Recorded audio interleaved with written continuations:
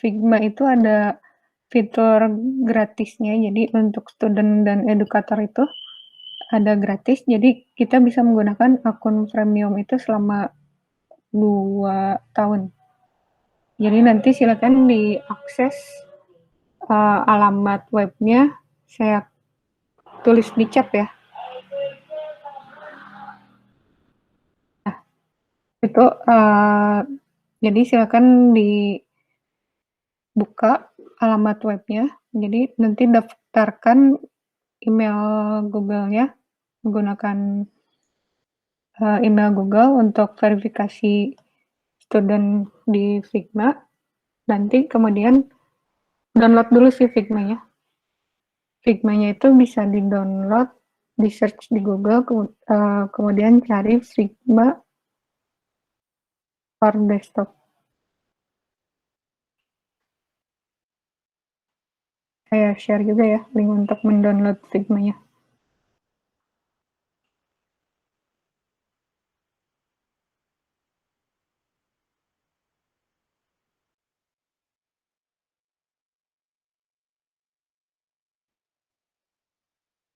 Sudah?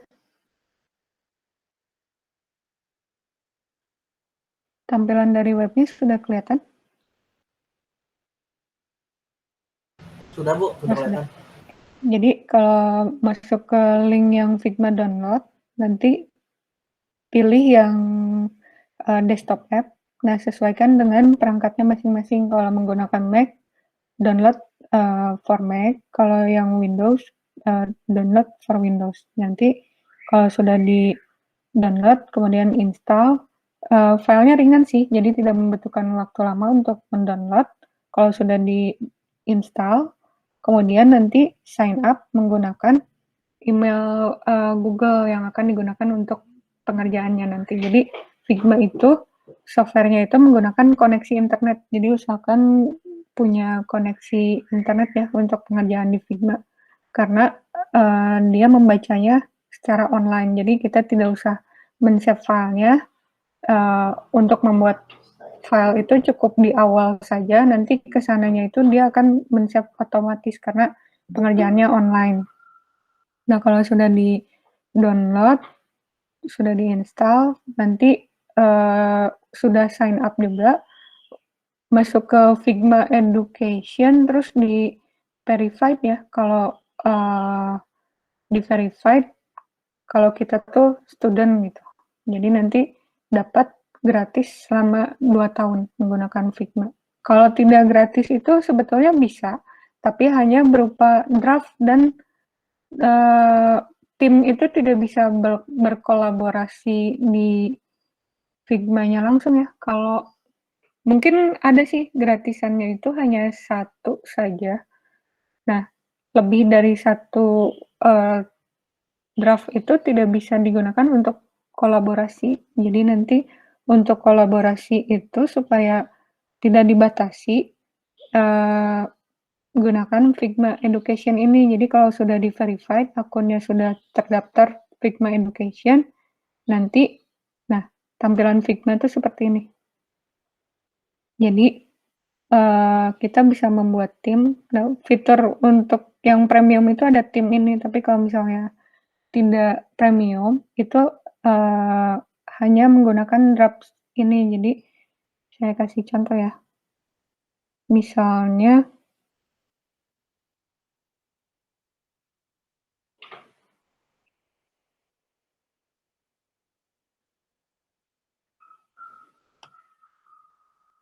kita sudah membuat, draft user interface. Nah, kalau kita kerjanya sendiri, itu tidak masalah sih menggunakan draft. Jadi tidak usah, tidak usah dikerjakan bareng dengan teman satu tim. Tapi kalau misalnya kita butuh mengerjakan bareng sama satu tim, itu sebaiknya jadikan project karena draft itu tidak bisa kolaborasi bareng teman. Nah, jadi kita hanya bisa men-share saja tampilannya. Nah, ini kan contoh tampilan dari Figma ya. Jadi kita share, kemudian kalau project, nah ini draft. Draft itu teman yang kita invite hanya bisa melihat yang kita kerjakan saja. Tapi kalau misalnya dijadikan project, itu teman yang jadi satu tim itu bisa mengerjakan langsung di tempat yang sama. Jadi misalnya contohnya Akbar mengerjakan intronya gitu, kemudian yang satu tim dengan Akbar nanti mengerjakan tampilan menu utamanya. Nah itu harus berupa project sih, jangan draft, karena kalau draft itu hanya dikerjakan sendiri saja, tidak bisa dengan tim.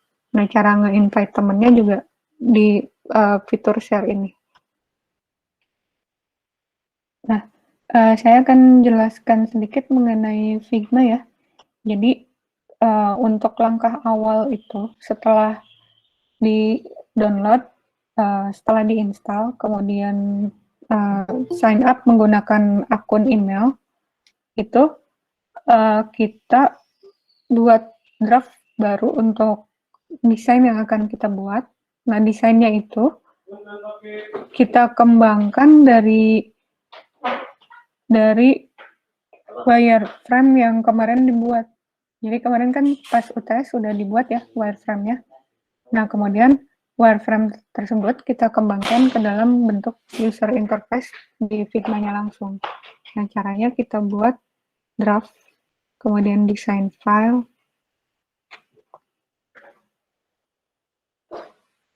bisa seperti ini, kemudian nama filenya kita kasih nama, misalnya kasih nama apps-nya apa gitu. Kemudian kasih nama kelompok, misalnya kelompok 1. Terus sebaiknya kasih nama yang mengerjakannya, misalnya apa nama mahasiswanya.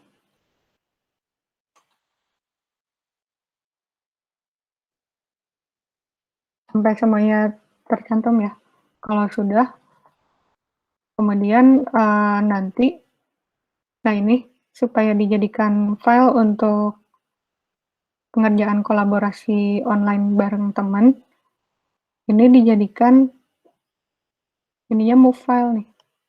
Move file, kemudian move to project.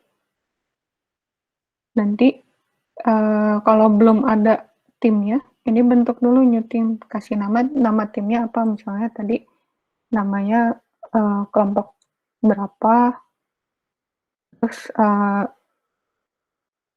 nama mahasiswanya apa.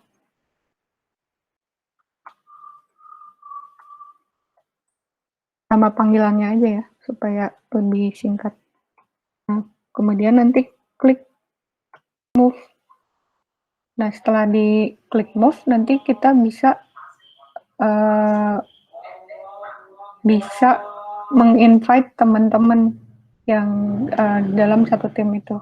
Atau caranya, kalau misalnya tidak membuat draft baru, kita buat langsung aja create new team di sini. Nah, nama timnya apa?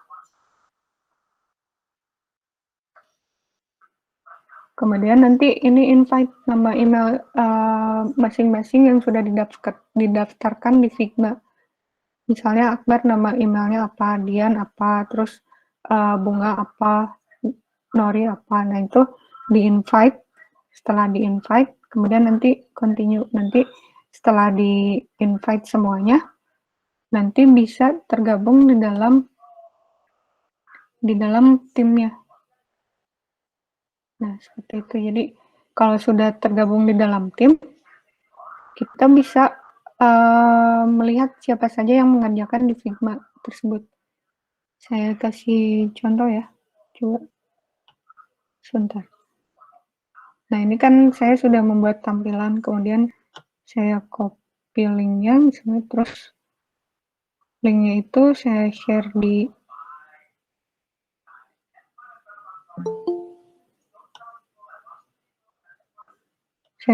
chat. Nah, coba silakan diklik link ya. Jadi saya bisa melihat siapa saja yang join ke project ini gitu. Bisa diklik nggak linknya?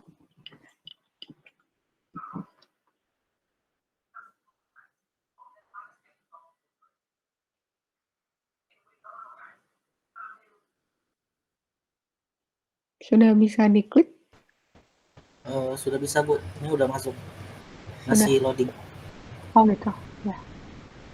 Maaf Bu, itu kayaknya ada yang mau join ya Bu ya? Oh udah join. Udah. Nah, ini udah tampil ya. Jadi saya bisa melihat siapa saja yang join ke sini. Nah, kayak Akbar kan kursornya udah kelihatan, berarti Akbar udah join. Tapi Akbar tidak bisa mengedit ya, Akbar ya? Karena ini hanya tampilan saja. Nah, kalau dijadikan project, itu bisa mengedit. Jadi Akbar itu bisa membantu saya, misalnya kalau saya mau menjadikan sebagai tim, Akbar bisa membantu membuat tampilan desainnya juga gitu. Nah, bedanya draft sama project itu seperti itu sih. Nah, saya bisa melihat di sini ada Akbar, ada Bunga, sudah join. Jadi bisa kerja kolaborasi langsung di sini membuat prototypingnya. Karena ini draft bukan project, jadi hanya bisa melihat tampilan saja tanpa bisa mengubah tampilan desainnya gitu. Tidak bisa membantu membuatkan desainnya gitu. Nah, supaya bisa membuat project, tadi saya sarankan diverifikasi ke Figma Education ya. Kalau misalnya sudah diverifikasi ke Figma Education, kita akunnya sudah premium gitu. Nah, nanti sudah bisa membuat project di sini. Tinggal buat tim baru, kasih nama timnya, kemudian invite alamat email temannya masing-masing yang tergabung dalam satu tim. Nanti kalau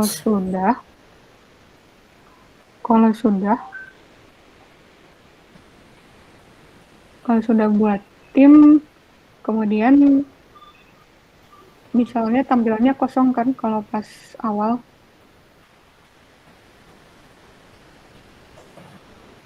Nah, tampilannya tuh kosong seperti ini. Jadi untuk membuat tampilan di Figma itu kita kembangkan dari konsep yang kemarin pas UTS dibuat ya. Tahapan sebelum UTS itu kan membuat tahapan wireflow. Jadi sebentar.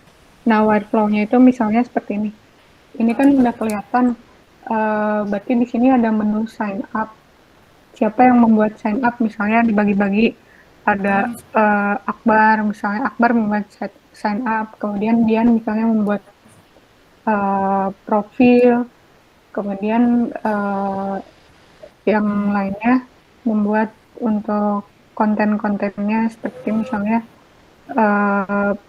apa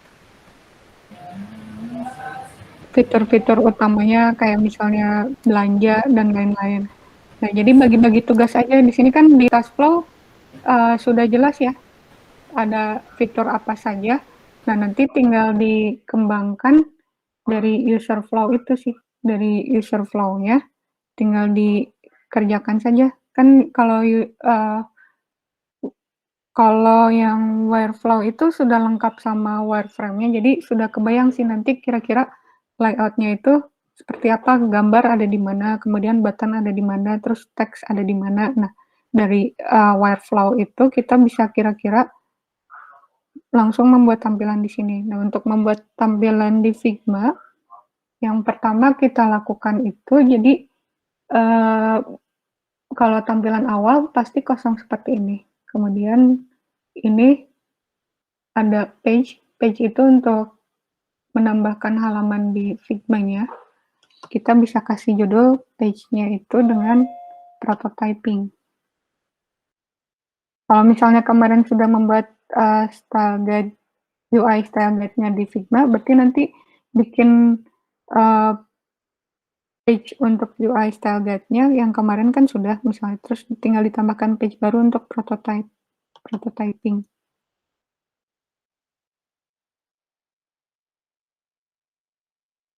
Untuk penambahan page baru ini ya, tapi kalau misalnya cukup satu page saja yang prototyping, ya udah tinggal di rename saja dengan mendouble klik page-nya. terus kita rename. Nah, untuk membuat tampilan awal itu, Figma itu harus menggunakan frame. Jadi frame itu ada di tools yang paling atas. Jadi pilih yang frame. Kemudian ini handphonenya boleh disesuaikan ya. Di panel sebelah kanan ini ada frame untuk memilih tampilan handphonenya. Nanti kita tinggal sesuaikan saja. Misalnya Android, kita mau memilih Android, berarti klik yang Android. Nah, kita sudah membuat satu frame untuk frame awal. Misalnya, frame awal itu untuk intro ya. Intro itu biasanya ada logo, misalnya setelah logo itu nanti bisa diklik next, kemudian ada fitur-fitur apa saja, biasanya berupa gambar. Untuk menambahkan gambar, kita bisa menggunakan plugin-plugin di Figma sih. Jadi, nah untuk memperbesar, memperkecil tampilan, tinggal Ctrl plus, Ctrl min. Kalau di Mac, Command plus, Command min. Itu untuk memperbesar tampilan. Kalau untuk menggeser, kita klik spacebar, kemudian di drag seperti ini. Kita bisa menarik tampilan layout yang akan kita gunakan. Nah, kemudian untuk menambahkan gambar, kalau misalnya tampilan awalnya misalnya mau menampilkan fitur-fitur unggulannya, biasanya kan di intro sebelum sign up itu aplikasi itu suka menampilkan fitur-fitur unggulannya dulu kan sebelum diinstal. Sebelum kita membuat akun. Nah, untuk membuat gambar, Figma itu punya plugin yang khusus menampilkan gambar-gambar yang bisa kita gunakan langsung. Ada gambar bitmap, ada juga gambar vektor. Nah, bitmap itu gambar foto ya, jadi gambarnya seperti foto, tampilannya itu tidak bisa diedit lagi gambarnya, jadi kalau gambarnya sudah seperti itu ya sudah, tapi kalau vektor itu seperti kartun ya istilahnya itu. Jadi gambar vektor itu masih bisa diedit, misalnya warnanya tadinya warna pink bajunya, terus mau diedit jadi ungu, itu bisa kalau vektor. Nah, untuk menambahkan gambar, misalnya gambar vektor ya, kita kalau belum punya plugin-nya, klik kanan, kemudian pilih yang plugin, ini pilih yang manage plugin, kemudian cari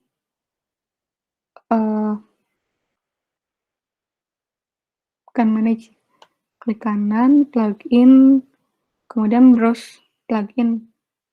Nah, kemudian cari nama pluginnya itu, kalau untuk ilustrasi itu ada StorySet. Sebetulnya ada beberapa sih yang untuk ilustrasi itu. Tapi salah satunya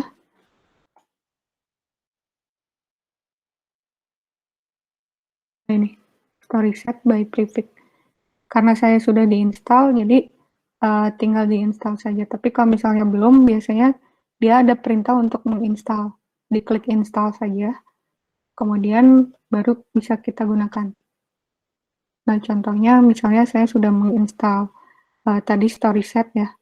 Tinggal diklik saja StorySet-nya.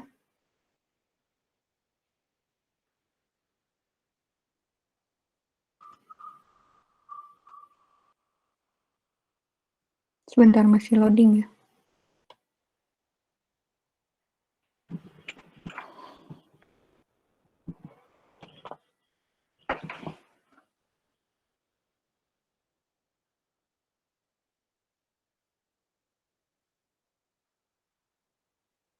Nah, kita bisa cari sesuai kebutuhan kita. Misalnya aplikasinya itu tentang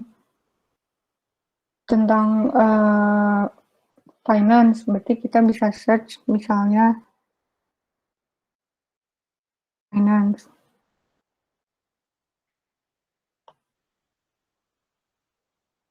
Nah ini tuh gambar vektor yang langsung bisa kita gunakan.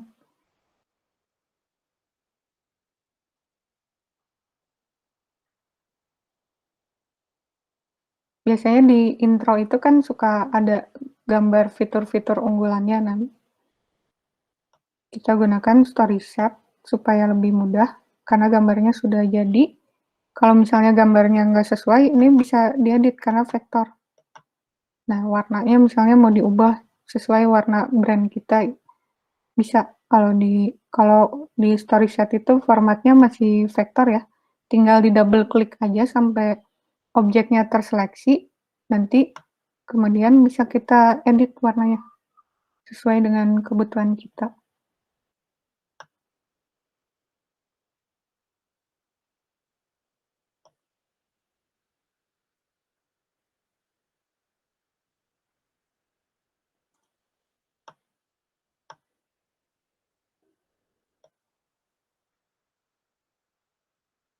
Nah, kayak gitu. Misalnya ini mau diedit gitu, bisa.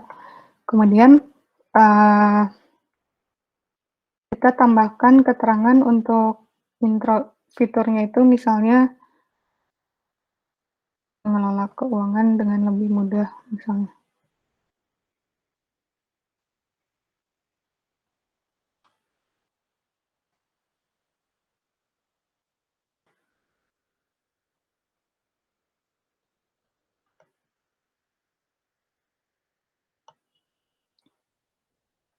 Nah, supaya rata tengah, di sini ada, setelah objeknya diseleksi, kita bisa klik align-nya ya. Align itu ada di sebelah kanan, kemudian pilih yang align horizontal center. Jadi nanti otomatis ke tengah. Nah, kemudian kita bisa tambahkan tombol next di sininya, atau misalnya supaya tahu fiturnya itu ada gambarnya itu ada berapa banyak, kita tambahkan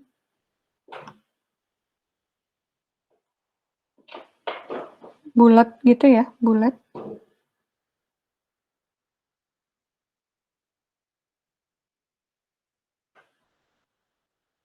Jadi untuk menambahkan lingkaran seperti ini, bisa menggunakan tools lingkaran di atas. Jadi ada shape tool, kemudian kalau diklik panahnya itu macam-macam shape tool-nya, kita bisa pilih yang ellipse. Nah, kemudian kita tambahkan bulatnya itu sesuai dengan gambar yang kita sajikan di tampilan itu. Misalnya kalau ada 3, berarti bikin lingkarannya 3. Nah, ini kan fill ya. Fill itu gambarnya ngeblok seperti ini. Kalau kita butuh outline, berarti kita tambahkan outline. Nah, di sini kan baru fill. Kita tambahkan stroke di sini, yang plus. Nah, fill-nya dihapus saja. Ini tinggal diklik min. Terus warnanya mau kita samakan dengan ini misalnya. Berarti tinggal kita copy warna yang ini, kemudian stroke-nya kita ubah kode warnanya sesuai dengan warna yang tadi. Nah, kayak gitu. Misalnya fiturnya ada 3, berarti kita Ctrl-C, Ctrl-V buat 3 lingkaran seperti ini. Karena kita ada di fitur halaman utamanya, berarti halaman utama itu diisi dengan fill seperti ini. Jadi kelihatan kalau kita tuh aktif di gambar pertama ini. Nanti kalau kita ada di gambar kedua, berarti yang gambar keduanya jadi fill, yang lainnya jadi stroke gitu. Kemudian ini bisa seperti ini tampilannya, atau bisa misalnya ada skip dari awal supaya user itu kalau malas melihat fitur-fitur di intro, bisa ada tambahan misalnya skip. Jadi skip itu kalau diklik skip, nanti user bisa langsung men-skip tampilan intronya, jadi langsung ke menu utama.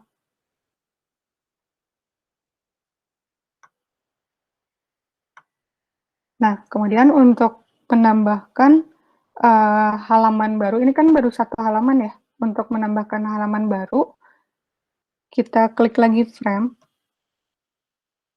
Klik frame, nanti kalau sudah diklik frame, pilih yang frame-nya, kemudian samakan ukurannya dengan yang sebelumnya. Kalau sebelumnya kan Android ya, berarti Android juga. Nah, kemudian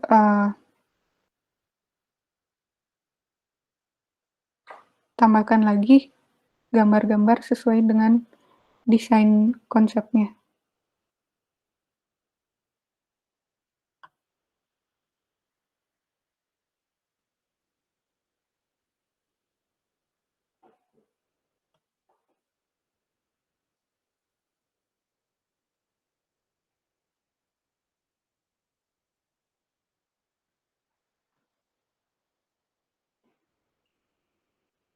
Nah, ini bisa kita copy ya.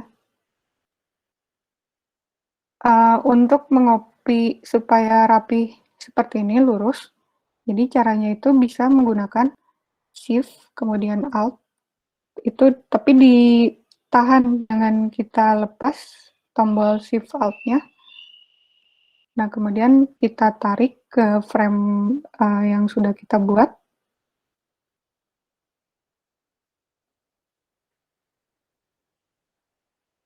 Nanti otomatis akan sama. Tapi supaya misalnya kalau gini kan nggak yakin ya tampilannya, takutnya pas pindah halaman itu menggeser posisinya. Nah, supaya tidak seperti itu,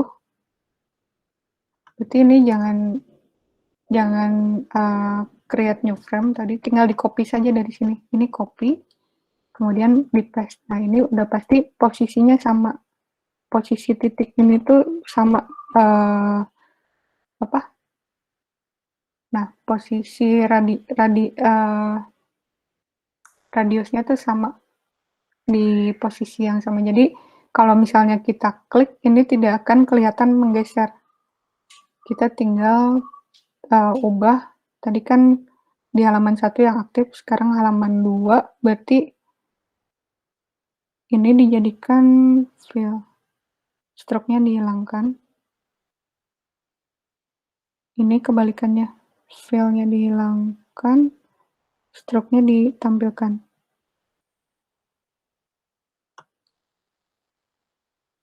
Nah, kayak gitu. Jadi seterusnya saja sampai tampilannya selesai. Jadi untuk minggu sekarang itu sampai 3 minggu pengerjaannya, sekitar 3 atau 4 minggu, nanti baru kita masuk ke interaction. Jadi di Figma itu ada prototyping untuk membuat interface tampilannya dulu.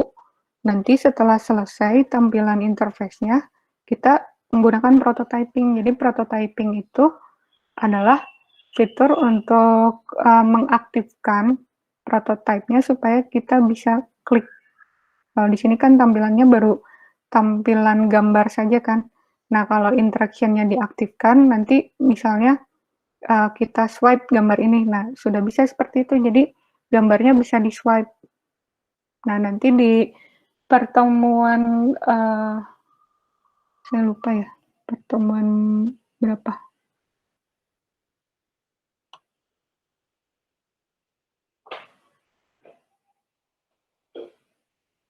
Sebentar, saya lihat dulu. Jadi di pertemuan 12, pengerjaan interface itu dari 8, 9, 10, 11, sekitar 4 pertemuan ya. Sekitar 4 pertemuan untuk menyusun interface-nya. Nanti kalau sudah selesai interface, di pertemuan 11 saya akan ajarkan materi lagi mengenai interaction di Figma. Kalau ini kan baru tampilan interface, jadi interaction itu cara kita mengaktifkan interaksi-interaksinya atau interaksi itu seperti animasi ya, animasi atau logika-logikanya kalau misalnya kita mengklik mana, nah kliknya itu bisa berfungsi, jadi nanti bisa ditampilkan di handphone juga. Nanti di pertemuan 11 saya ajarkan untuk interaction-nya. Jadi misalnya nih kalau diklik skip, memang betulan bisa masuk ke skip, terus masuk ke menu utama. Nah, nanti saya ajarkan untuk supaya fitur-fiturnya itu bisa berfungsi. Itu namanya interaction. Untuk di pertemuan 8 sampai 12 uh, sampai 11 sampai 10 ya. Sampai 10 itu fokus di pengerjaan interface-nya dulu saja. Nah, kira-kira seperti itu sih. Ada yang mau ditanyakan tidak? Kalau belum dicoba, masih belum kebayang ya, nanti pengerjaannya seperti apa. Jadi nanti silakan dicoba dulu Figma-nya. Kalau ada kendala, nanti boleh ditanyakan ke saya.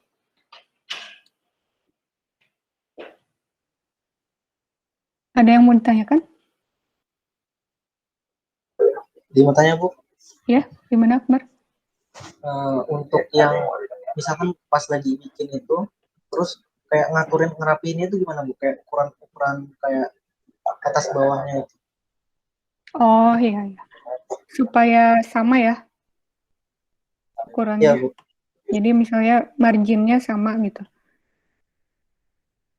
Nah, untuk margin itu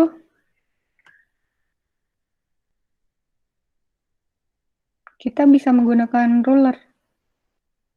Jadi ditarik rulernya, atau kita bisa menggunakan manual sih. Misalnya ini jarak marginnya itu kita gunakan rectangle. Nah, di sini kelihatan kan, berarti tingginya itu sekitar 100, misalnya di ini tuh batasnya jangan melebihi 120 misalnya ya. Nanti desain yang lainnya juga jangan melebihi 120 ini, karena kita sudah menentukan margin atas misalnya 120. Nah, nanti kalau sudah selesai sih di delete saja. Berarti bawah misalnya lebih pendek lagi sekitar 50 misalnya. Jadi desainnya jangan melebihi 50 ini. Nah, manual seperti itu sih, Akbar. Nanti kalau sudah selesai, ini di delete saja.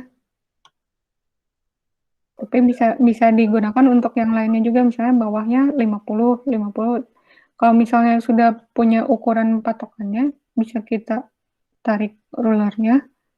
Jadi nanti pas di delete juga kita masih punya panduan ukurannya, supaya tidak melebihi batas marginnya. Misalnya ini 30. Berarti kanannya juga supaya rapih 30 juga. Jadi dia tidak boleh melebihi dari margin yang sudah kita susun.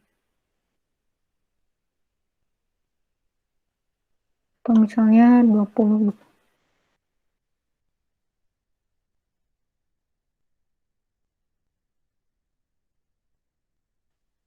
Nah, ini kalau penggaris itu tinggal ditarik saja ya. Nanti otomatis akan keluar penggaris seperti ini. Nah, kalau sudah selesai ditarik penggaris-penggarisnya, ini di delete saja ukurannya. Nah, seperti itu. Jadi ini pasti semua desain itu rapi, jadi tidak akan keluar dari margin yang sudah kita susun.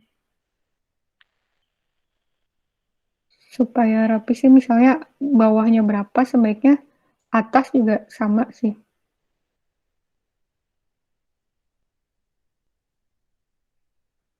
Nah, kayak gitu.